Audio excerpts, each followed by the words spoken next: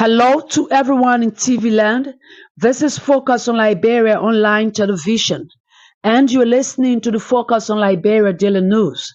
I am Gwendolyn Dorado, your presenter. I bring you the headlines. Man believes to be in his 20s has died after being beaten by a group of men in alleged suspicion over love affairs.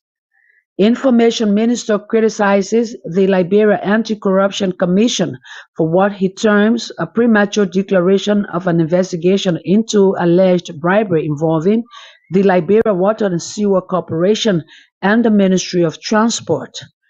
The Liberia Agriculture Commodity Regulatory Authority concludes its second refresher workshop designed to improve the skills and knowledge of its inspectors. Away from home, Nigeria has announced that free emergency cesarean sections will be made available to poor and vulnerable women in an ambitious plan to bring down the high number of mothers dying in childbirth. These plus many more developments coming up on the Daily News. Now the news in details. A man believed to be in his 20s, identified as Sugar Boy, has died after being mobbed by a group of men in alleged suspicion over love affairs. When perpetrators noticed that the victim was unconscious, they immediately fled the scene. Witnesses told the New Dawn that it was nearly 11 p.m. on Monday when a loud sound of quarrel broke out in the community, only to discover early Tuesday morning that contractor Sugar Boy has died after being unmercifully beaten to death.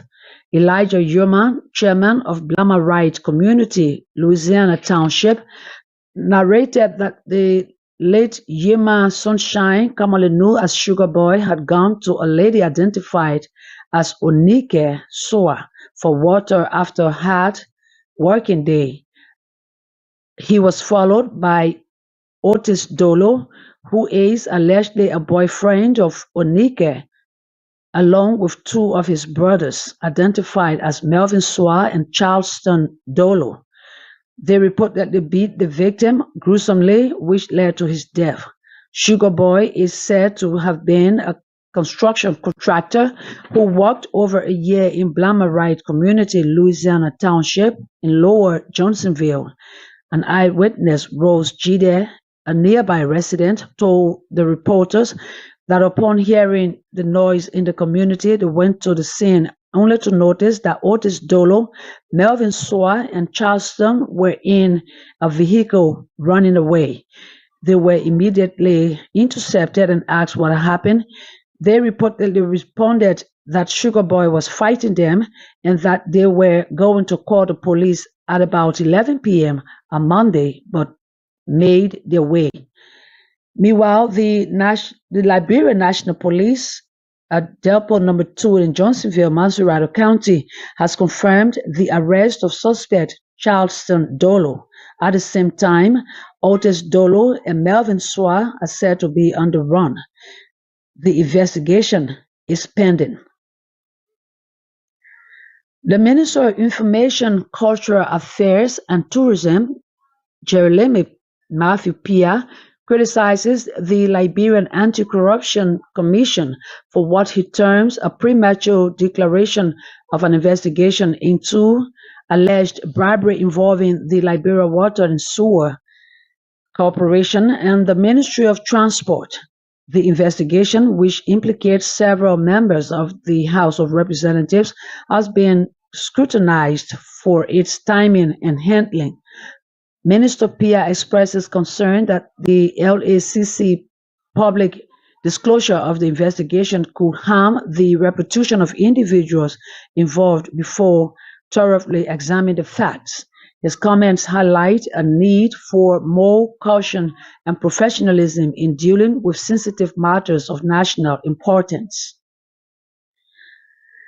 The Liberia National Disaster Management Agency, the NDMA, has received US $20 million from the World Bank and an additional US $1.5 million in cash assistance from the World Food Program to support disaster response and immediate recovery initiatives for flood affected victims in Liberia. Following extreme rainfall and resulting flooding between June 28 and July 1st in Monserrado, Bong, and Grand Cape Mount counties, the European Union allocated 130,000 in emergency humanitarian funding to alleviate the suffering of those affected by the disaster. The National Disaster Management Agency reported that the unprecedented rainfall resulted in two deaths and displaced nearly 50,000 people, severely damaging homes, schools, and hospitals in Monserrado, Margibi, and Grand Bassa counties. At the conclusion of their report, the NDMA called for international support, estimating a need for 10 million in emergency relief. On July 16, the NDMA also projected that approximately 100,000 people remained at risk of flooding, storms, and coastal erosion, which heightened health risks expected. Of those affected, about 68% were women, children, and other vulnerable groups, including individuals with disabilities and single mothers. NDMA Executive Director Ansu V.S. Dole said the money was given to address specific needs of the counties severely impacted by floods. He told reporters on Tuesday, November 5th, that the funds will be directed towards essential resources such as shelters, food, water, and medical support, aimed at enhancing disaster response infrastructure and providing relief for the affected counties. The Liberia Agriculture Commodity Regulatory Authority has successfully concluded its second refresher workshop designed to improve the skills and knowledge of its inspectors. The exercise focused on enhancing inspectors' competency to ensure better enforcement of agricultural commodity standards and regulations. Through this initiative, the LARCA aims to strengthen its capacity to monitor and regulate agricultural practices, ultimately contributing to improved quality and safety of agricultural products in Liberia. The training provided an in-depth review of the LRCA policies and operational guidelines, highlighting the crucial role of inspectors in ensuring product quality. A significant portion of the session was dedicated to detailed explanation of the LACRA comprehensive policy document, which spans over 30 pages.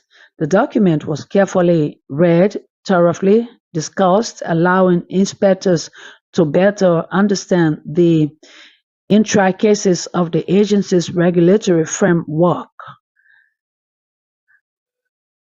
The view was designed to give participants a deeper understanding of the LACRA regulatory framework, empowering them to uphold quality control standards in alignment with the authority's requirements. Liberia's Finance and Development Planning Minister Augustine K. Gafuan says increasing domestic resource mobilization is key for growth and development across all sectors. He disclosed this when the Chinese delegation met with senior management team during a courtesy visit at the Ministry of Finance on Monday, November 4th. According to Minister Gafuan, increasing domestic resource mobilization across all sectors will fortify the existing governance, fiscal, and capital market institutions, reduce aid dependency, provide more reliable fiscal revenues, and strengthen the social contract between government and citizens. Minister Gaffron added that doing this would reinforce citizens' oversight and supervision of using budgetary revenues. He praised the Chinese government through the delegation for supporting Liberia's health and education sectors. He said the ministry is with its development partners to target the two huge binding constraints to growth, and that the government of Liberia is currently working and hoping to qualify for Compact 2, for which it has met the score of 40, that's 14 out of 20. The Grand Mufti of Zimbabwe and popular Islamic preacher Dr. Ismail Ibn Musa Meng, commonly known as Mufti Meng, along with Sheikh Will Ibrahim and Dr. Mohammed Salah, are in Liberia on a 2-day preaching and prayer mission. They came on the invitation of the Muslim community of Liberia on Wednesday, October 6, and are expected to officially open the Liberia Islamic Unity Foundation Mosque in Fish Market. That's Fish Market on Friday, November 8.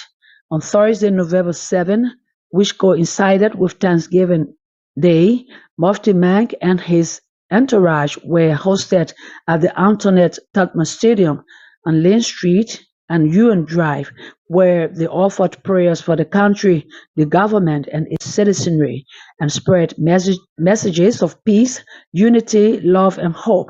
Speaking to the tens of thousands of Muslims and non-Muslims who graced the occasion, Mufti Mang prayed for Allah's blessings and mercy upon Liberians, and prophesied that a bright future is in their way. The Mufti emphasized the beauty of sharing and the blessings that come with it.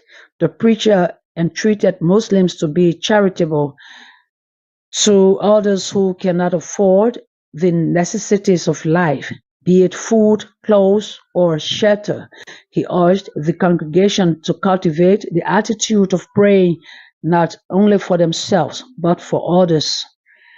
During the National Thanksgiving service held at Harvest Church in Congo Town, President Joseph Boakai, in a patriotic tone, told Liberians nationwide and worldwide to show profound love for Liberia. The Thanksgiving service, which is an annual event, brought together Liberians from the government, private sector, and the Christian community in unity and harmony. The sermon done in song featured the choirs of Harvest International, Liberty Christian Center, and Effort Baptist Church. In his jiffy remark, President Boakai said that Liberians are altruistic, open to all nationals, and fear God.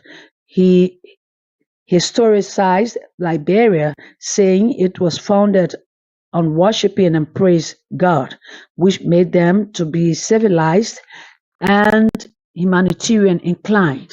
However, it seems like Liberians' love for the country and for one another is declining due to politics and personal interests, which have overshadowed patriotism. As it stands, President Boakai urged all Liberians to recommit to love for Liberia. He added that Liberians' love for people and peace maintenance is well known worldwide. The president thanked everyone who attended the program and thanked God for the peaceful transfer of political power during the 2023 general and presidential elections. In a related development, prayers were offered for the nation, the three branches of government, and the president and his family. Away from Liberia, Nigeria has announced that free emergency cesarean sections will be made available to poor and vulnerable women in an ambitious plan to bring down the high number of mothers dying in childbirth. At 1,047 deaths per 100,000 lives birthed, Africa's most populous nation has the fourth highest maternal mortality rate in the world, and the lack of access to cesareans is thought to be one of the reasons. Many pregnant women, particularly in rural Nigeria, are unable to receive emergency medical care, partly due to the cost.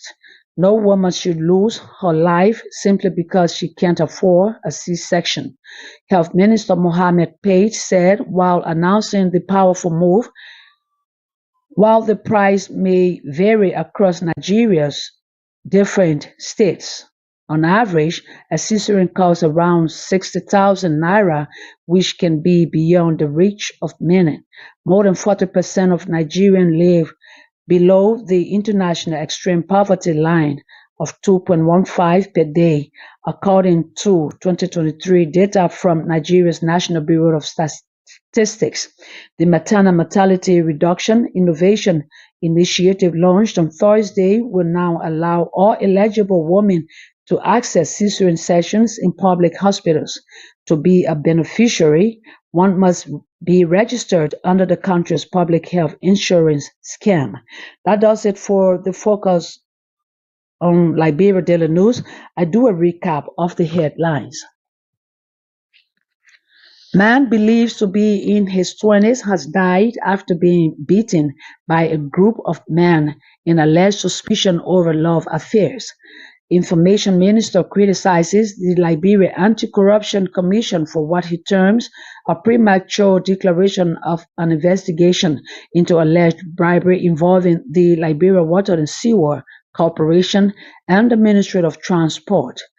The Liberia Agricultural Commodity Regulatory Authority concludes a second refresher workshop designed to improve the skills and knowledge of its inspector. And away from home, Nigeria has announced that free emergency cesarean section will be made available to poor and vulnerable women in an ambitious plan to bring down the high number of mothers dying in childbirth. On behalf of the management and staff of Focus on Liberia, thanks to our listeners and viewers. We urge that you keep following us and share our videos. My name is Gwendolyn Dorado. I present it.